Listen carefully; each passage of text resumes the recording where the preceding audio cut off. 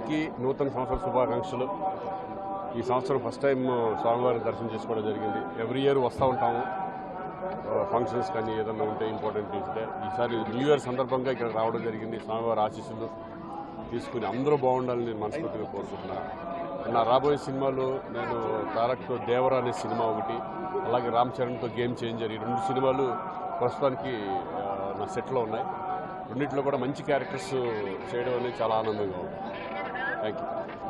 Happy new year అండి. So new year సందర్భంగా ఇక్కడ స్వామివారిని దర్శనం చేసుకుంటున్నాం అండ్ అందరికీ మంచి జరగాలని కోరుకుంటున్నాం. సినిమాలు అనౌన్స్ చేస్తాం. ప్రజెంట్ మన వైజయంతి ఛాంపియన్ అని ఒక మూవీ డిసెంబర్లో చాలా టైం